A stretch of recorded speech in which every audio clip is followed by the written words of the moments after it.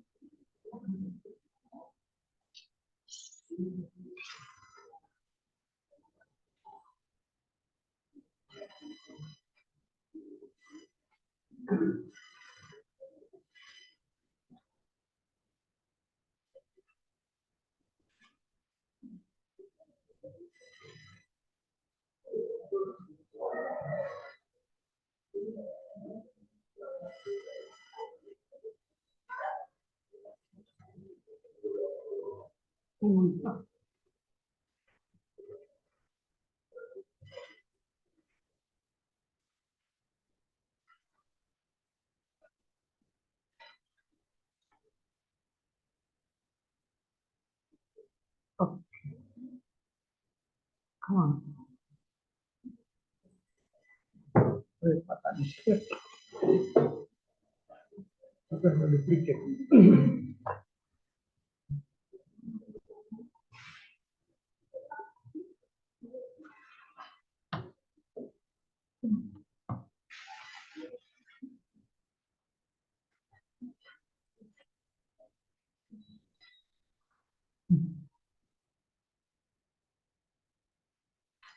Ya sudah.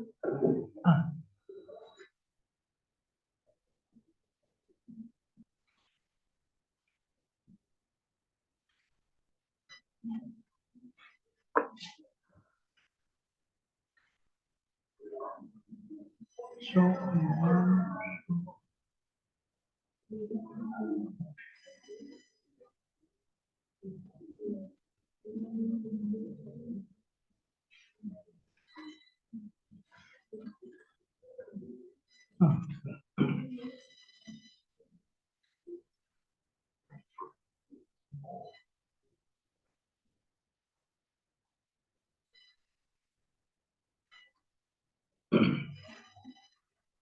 okay, no. Student perception. So you want to investigate what the student's opinion about the use of digital storytelling. Is that? Yeah.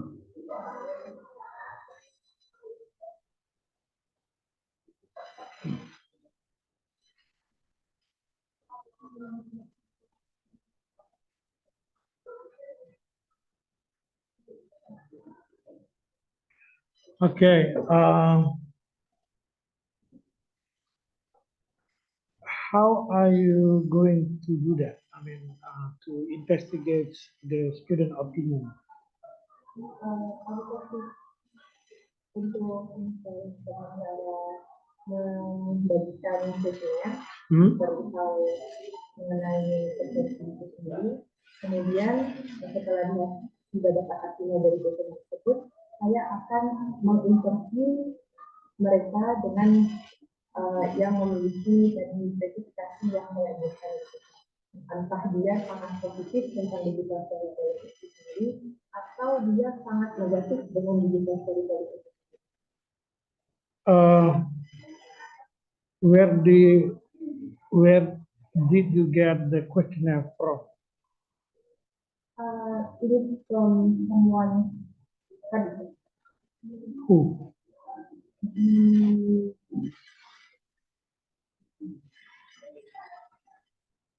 Adopted from Gusnita.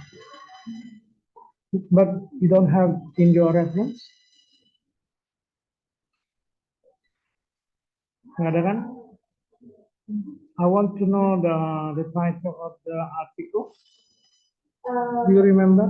It is kalau seingat saya, judulnya sendiri saya kurang ingat. What is it about? Tentang deskriptif kualitatif perihal digital storytelling itu digital storytelling dan pictorial story, jadi dia menyampaikan cerita tapi dengan picture itu sendiri. What I want to know is actually the questionnaire itself. The questionnaire itself. So how they construct the questionnaire? Itu tentang bagaimana persepsi murid tentang ini. Pertama itu tentang bagaimana murid melihat media itu sendiri, seperti apakah ini membantu murid dalam beberapa indikator. Indikator yang Gusnita ini sebutkan karena itu bersinggungan dengan pictorial picture dan speaking skill.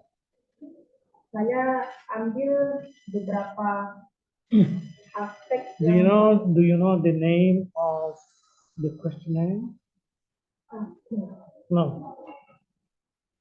Oke, nah ini adalah kesalahan yang biasa dilakukan oleh mahasiswa. Bahwa kalau kita kalau judulnya tentang persepsi, motivasi, attitude, itu harus menggunakan survei. Ya.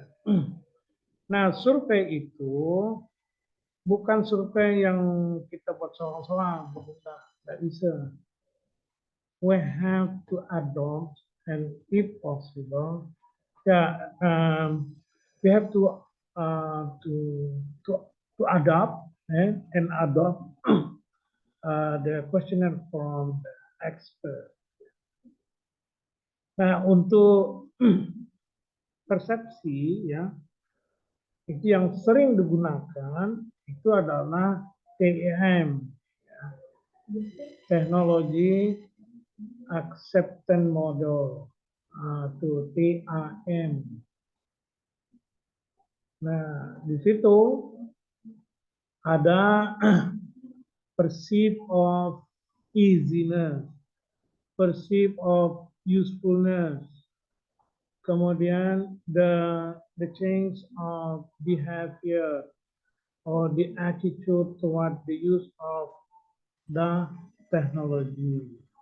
Dia artinya pertanyaan riset kita itu mengacu kepada itu semuanya, yaitu pertama tadi apa? The perceive of easiness, namanya PEU biasanya PEU, perceive of easiness.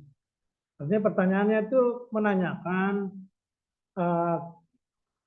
kemampuan pengguna terhadap menggunakan teknologi itu. Misalkan apakah digital storytelling ya? Apakah menurut Anda penggunaan digital storytelling itu mudah? Apakah Anda mudah mengaksesnya? Pokoknya semuanya pertanyaan yang berhubungan dengan kemudahan menggunakan. You can have more statement ya. to ask, yeah. Now, the student can pick, yeah, whether they strongly agree or strongly disagree. Nah, ada beberapa itu. Kalau apa biasanya ya memang bervariasi tergantung banyak tidaknya kita ingin menanyakan tentang kemampuan menggunakan digital storytelling. Kemudian yang kedua tadi pursuit of usefulness, artinya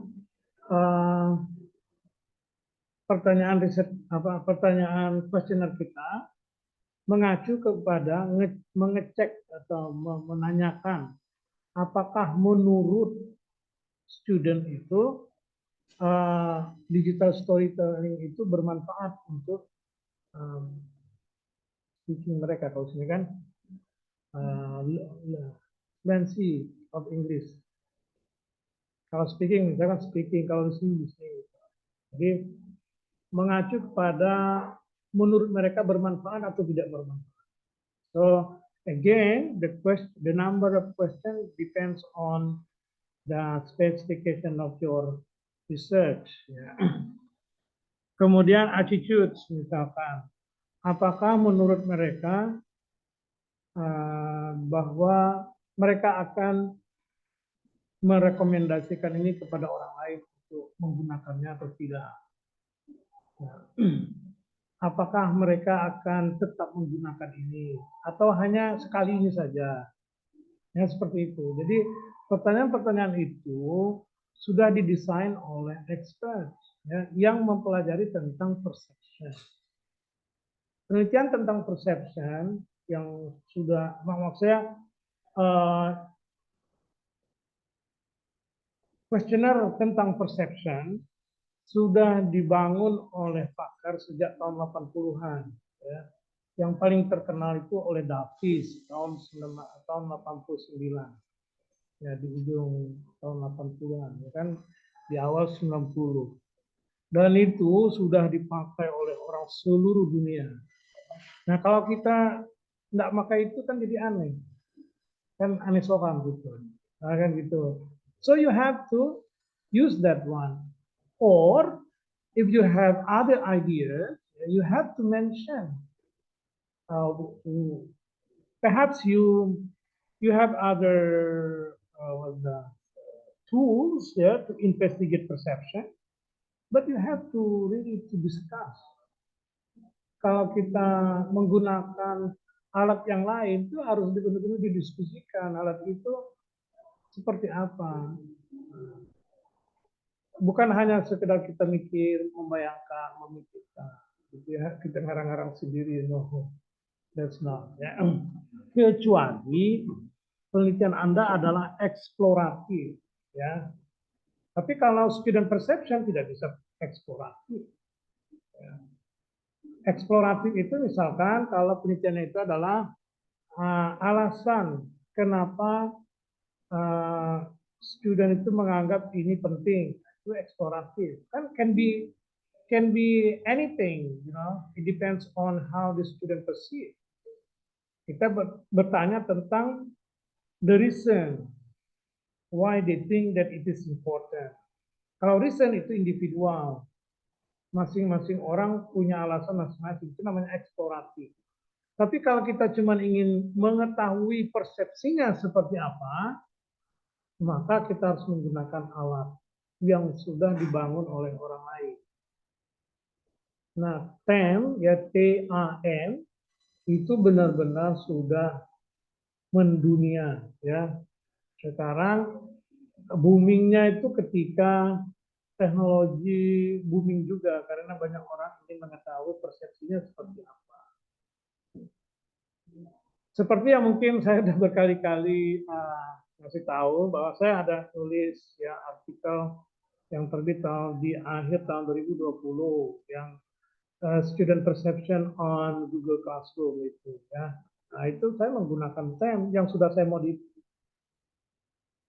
Pertanyaan saya modif, tetapi yang basicnya tadi itu tetap sama, yaitu PIU, ya, PU, kemudian attitude-nya, gitu ya, dan sebagainya seperti itu saya maintain because kita sebagai peneliti itu harus secara jujur mengatakan ini saya ngambil dari sana gitu, dari milik orang ini, tapi saya adaptasi sedikit-sedikit untuk to accommodate my specification. Ya, memang tulisan saya itu lumayan laku, banyak sekali yang sudah ininya ya, mereferensinya. Coba saya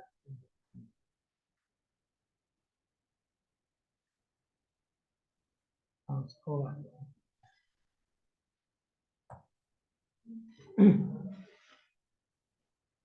Mungkin di antara tulisan saya yang paling banyak ininya kutipannya itu yang Gugara itu kan ranking 1 dia saat ini. Nih, student use of Google Classroom in the learning.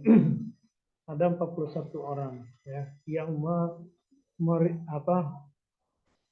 mereferensinya, menjadikan referensi. Kita lihat, mungkin juga banyak yang perception ya, dan mereka itu akan menggunakan, ini kan ada satu orang nih, student perception of Google Classroom in teaching learning pandemic. Nah,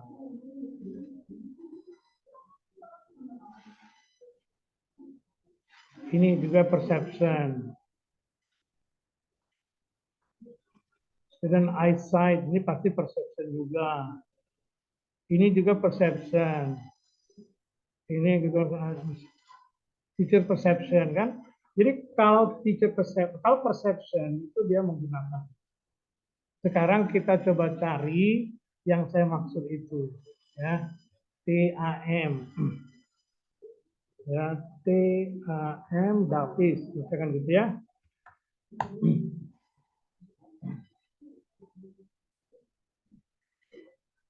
Nih, Davis Technology Acceptance Model, ya.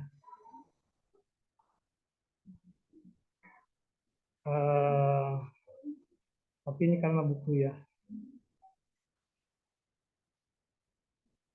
Coba sekali lagi kita cari ini.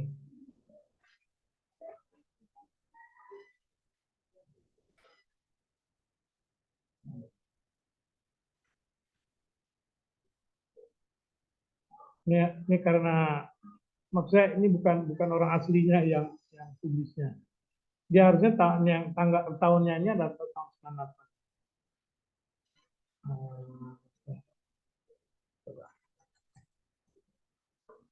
Ini kita buang.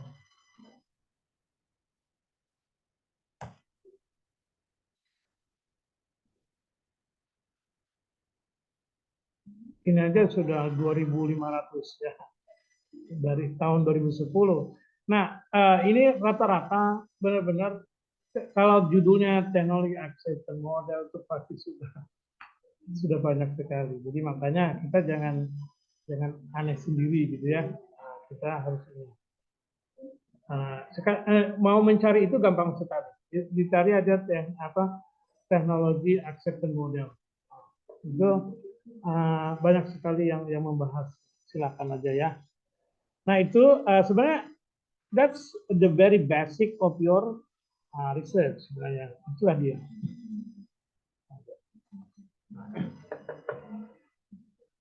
Oke, nah person using digital storytelling to learn fluency of English. Berarti nanti kuesioner kamu itu diarahkan ke learn fluency. Jadi bukan hanya learning English. Ya. Nah, mungkin itu menjadi sangat spesifik. Ya. Nah, pertanyaannya menjadi apakah di SMA N7 itu sudah terbiasa menggunakan digital storytelling? Sudah biasa atau belum? Kalau untuk satu itu sendiri, itu kayaknya belum bisa. Tapi kalau misalnya untuk di lingkungan SMA ini sudah terbiasa, ada sering dipakai gitu untuk waktu ini. Karena kalau kita penelitian itu pakai deskriptif, ya seperti yang sudah pernah saya jelaskan. Deskriptif itu non interference, ya, intervention, non intervention study. Artinya konteks itu belum tidak boleh diapa-apain. Kita datang, lihat, pulang, itu aja. Kalau kamu datang kemudian nyuruh dia main, nah itu salah. Nah sekarang pertanyaan saya, kalau kita datang nanya bisa balik, pertanyaan saya adalah apakah mereka itu sudah menggunakan untuk friends? Kalau belum atau kita belum yakin, orang tidak akan bisa menjawab kuesioner Anda kalau mereka itu belum terbiasa. Kalau cuma baru sekali pun tidak bisa berpendapat apa-apa sebenarnya. Karena kan dia belum pengalaman. Tiba-tiba kita tanya, bagaimana menurut Anda, apakah ada manfaatnya? Dia pasti menjawab, tetapi jawaban mereka pasti tidak sesungguhnya. Karena disuruh jawab, ya jawab. Nah, gitu.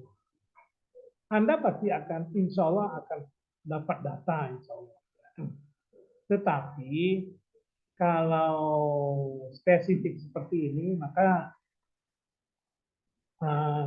kalau saya pengujinya pasti saya tanya, are you sure, gitu kan, the student already familiar with that.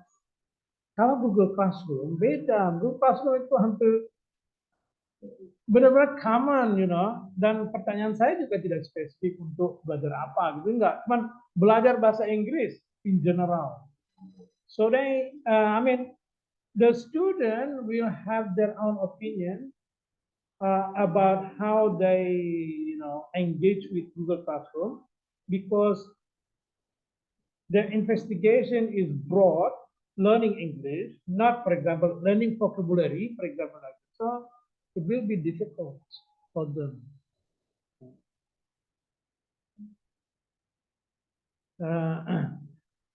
Kemarin yang waktu saya ngasih survei kemarin yang tentang ChatGPT itu saya menggunakan Tank. Dan memang sebagian besar mahasiswa tidak bisa menjawab karena memang belum tahu. Nah, jadi dari berapa yang saya sebar itu dari seluruh angkatan, dari angkatan 2000 berapa? 2001 ya, tidak 2002. 2021 sampai 2016, ya alhamdulillah banyak sekali yang isi kuesioner. Tapi memang karena itu barang baru, jadi memang masih sedikit. Dan saya hanya dapat 16 orang. Yang mungkin mereka itulah yang punya pengalaman sehingga bisa berpendapat ya tentang what do you think. Perception kan what do you think. Nah, gitu. Jadi yang kedua, maksud saya yang Anda harus perbaiki adalah ini learn fluency. Kalau mau amannya ini dilebarkan. Digital storytelling itu rekamannya digunakan untuk apa? Speaking and reading. Kenapa reading kok storytelling? Diary?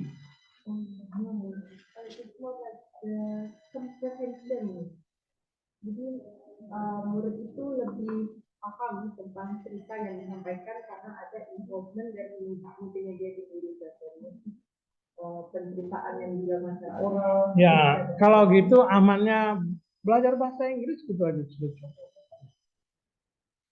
Karena itu bisa kemana-mana kan, bisa vocabulary, bisa listening, bisa speaking kalau ditambah misalkan gurunya itu ketika menggunakan storytelling selalu bertanya kepada siswa misalkan about how you understand, itu kan jadi amannya ya learning English gitu aja. Nanti di terminologi kamu jelaskan specifically skillnya ini ya bisa banyak. Kalau di judul nggak bisa disebut semuanya, ya Jadi student perception on using digital storytelling for learning English gitu aja. Sudah. Nah, you might, I mean, you can be more specific, yeah, by explaining that specification in your proposal. I mean, in your introduction, or in your research question, or in your what's that, terminology and methodology. Yeah, there are many spaces that you can use to explain further to set the more specific definition of your research. Ya. Oke, karena waktu habis tidak. How does sekarang ada nggak orang nunggu kita? Ada ya. Do you have class of this? Statistik mereka. Online? Oh. Oke. Oke, kita selesaikan. How does digital sharing is used? Salah. Maksud saya, riset kamu itu tentang what is the opinion, kenapa how does ini beda dengan judul lah yang jelas ya. How is student perception on the application? Nah, kalau ini boleh nomor 2 ya. Nah, tetapi karena kamu juga ingin interview, saya tidak tahu kenapa kamu ingin interview. What do you want? I don't know. What is the reason? What you really want to find out by doing interview? Saya minta lebih paham gitu, kenapa kan itu kan cuma detailnya buat gitu kan ya, cara disetting dan segala macam. Saya pengen tahu alasannya kenapa mereka tuh ini gaya disetting dan segala macam. Yang namanya deskriptif, namanya surveinya begitu. Kalau tidak mau itu namanya bukan survei. Makanya kalau deskriptif tadi, I keep telling this ya. Kalau namanya deskriptif tadi, apalagi survei, kita perlu partisipan yang banyak. Karena memang tujuannya, benar-benar tujuan survei itu adalah to look at the general phenomenon on one population, on certain population, about something. Ya memang itu tujuannya. Maksud ini tidak ada, kalau kamu ingin zoom in, itu udah lain lagi ceritanya.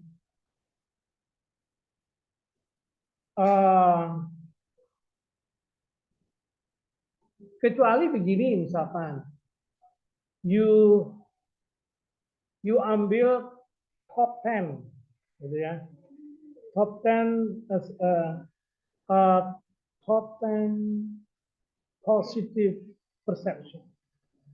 Misalkan skor paling tinggi 10 orang dari siswa yang benar-benar begitu antusias, strongly agree misalkan dari mulai perceive of usefulness, perceive of easiness dan sebagainya itu ya, yang katakanlah mungkin skornya itu 4,8 misalkan gitu ya, misalkan begitu itu 4,8 kan hampir sempurna itu. Nah kita tanya dia melalui interview to learn more about apa? Apakah learn more about how does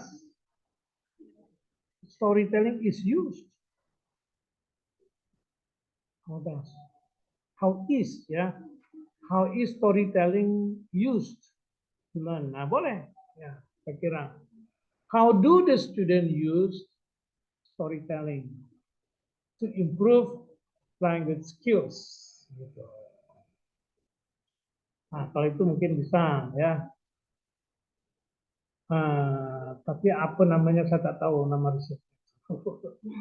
Bisa saja descriptive study, tapi di dalamnya kamu sebut dengan ada juga eksploratif. Kalau tadi eksploratifnya, ya. Bukan case, ya, bukan case study, tapi benar-benar kita ingin zoom in top 10 tadi itu, ya, 10 mahasiswa yang paling tinggi persepsinya, persepsi positifnya, ya. terhadap penggunaan storytelling. Tuh boleh seperti itu. Jadi pertanyaan keduanya boleh, how do the student use the storytelling?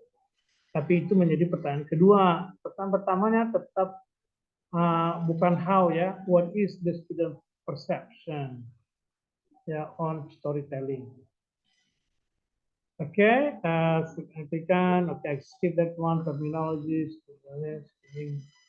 skill di sini kok speaking skill ya, nanti berdasarkan diskusi hari ini harus diperbaiki ya, learning English saja, tapi kamu spesifikasikan ini yang dimaksud dengan learning apa, English skill itu maksudnya cenderungnya ke skill ini, tidak semua skill. Kemudian ini terus terang literature review-nya sangat kurang ya, akan tell you mending kamu tanya ChatGPT ya, what should be covered. Kemudian metodologi juga demikian, ini sangat kurang. Tapi sebelum ini ya, ke yang tadi kembali ke literature review, sangat mungkin kalau kita nanya ChatGPT, sangat mungkin dia akan merekomendasikan menggunakan TEN, ya sangat mungkin. Jadi di literature review memang harus dibahas tentang TEM, teknologi acceptance model. Nah, selain perception itu sendiri, jadi why perception is important for learning. Kemudian mungkin digital storytelling itu sendiri, jadi minimal tuh 3 hal yang dibahas. Kemudian di research design itu exploratory, ini kalau mungkin ya combine exploratory and descriptive research, saya kira ini that's good ya, karena ada unsur exploration-nya tadi ya, eksploratifnya. Partisipannya tadi saya katakan seperti itu, jangan pakai random hanya satu kelas. Kalau misalkan 10 grade itu ada berapa kelas? Berarti 5, 6, 7, 8 ya. 8 kelas, kalau bisa tuh 8 kelasnya diambil. Ya, kan cuma pakai Google Class atau Google Form kan. Tinggal minta izin. Kita juga tidak mentarget semua orang isi. Kayak saya kemarin ya, saya sebar begitu saja sambil minta tolong begitu. Ya akan selalu banyak mahasiswa dan siswa yang mau nolong kita gitu.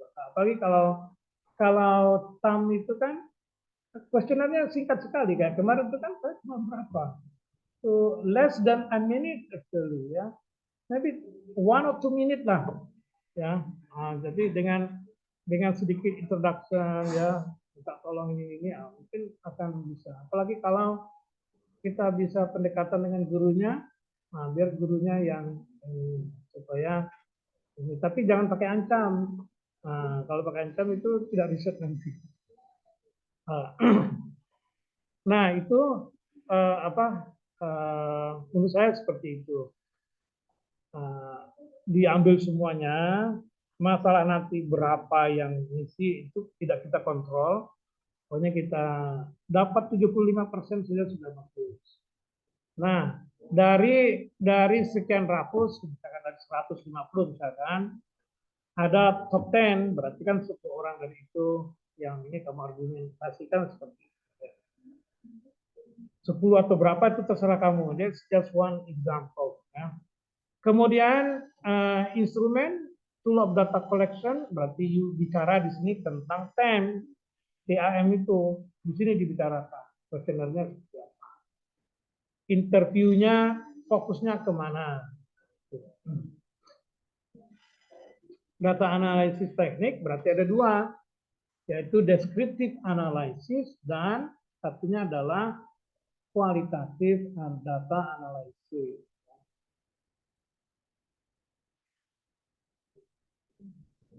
Oke, dan ini nanti selanjutnya referensi, tolong benar-benar harus menggunakan APA ya. Minimal 6 edition. Saya belum tahu apa bedanya 6 sama 7. Sekarang kan sudah 7 edition. Biasanya perbedaannya itu ada pada hal-hal yang tidak terlalu kita pakai gitu. Gitu. Oke, kemudian questionnaire ini akan berubah karena I want you to use PRN. Supaya lebih ini. Kalau ini kan kemana-mana jadinya. Kan misalkan saya di contoh nomor 11. Penggunaan jangan multimedia. Langsung aja penggunaan storytelling ya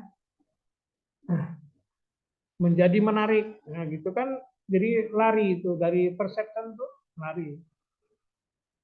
Jadi menarik atau tidak menarik itu bukan urusan perception. Itu urusannya ke motivation atau interest nanti. Makanya itu tadi ya yang saya. Tapi ya mungkin dengan membaca TAM kamu akan karena sederhana. Oke, jadi interviewnya diperbaiki fokusnya karena saya bilang tadi itu adalah we want to know how. Jadi kamu tuh bertanya tuh detailnya. Mereka bilang wah ini bagus kok. Nah, kita mau tahu kan detailnya apa. Bagus itu kenapa? Bagusnya di bidang mana? Kasih saya contohnya. Kalau Anda bilang bahwa storytelling itu bagus untuk belajar speaking, coba contohkan instruksinya apa atau kegiatannya apa seperti itu. So, bila perlu ada artifak ataupun yang disebut dengan ini apa evidence ya ada evidence. Okay, yeah, that's about all. Yeah. Do you want? Do you have any questions before we close? Jadi kan tadi dokter udah bilang kalau deskripsi ini yang sudah sering dipakai gitu kan. Kemudian yang sudah sering dipakai. Iya. Iya.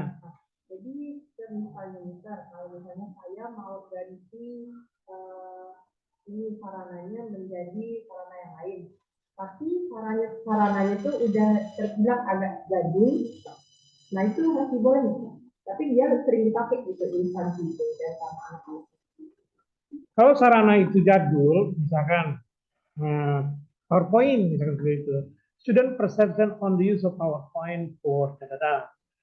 Ya, di seminar nanti bakal ditanya, ngapain itu ditanya lagi, nah, gitu kan. Bakal itu udah nggak ngetren gitu. Jadi menurut saya lebih baik ini.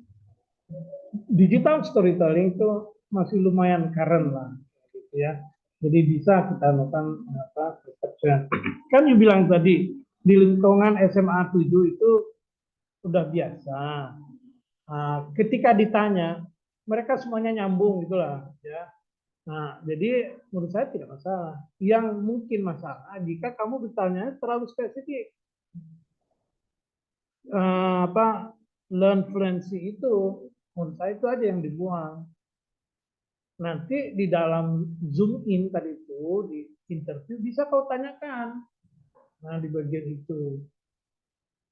Tetapi learn fluency itu jangan dimunculkan di judul. Nah, tapi nanti di dalam proses investigation boleh. Itu ya. Oke, saya kira cukup ya. Sudah lewat waktunya.